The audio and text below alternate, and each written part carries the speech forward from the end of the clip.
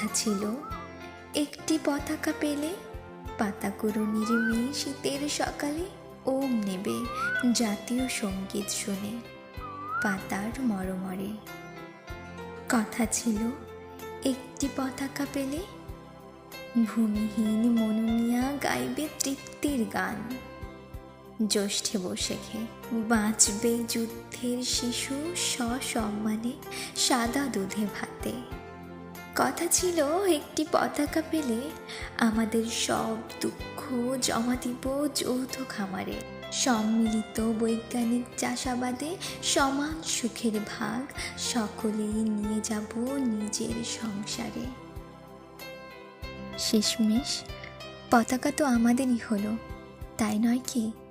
আমাদের স্বাধীন পতাকা, স্বাধীন দেশের বাংলার পতাকা।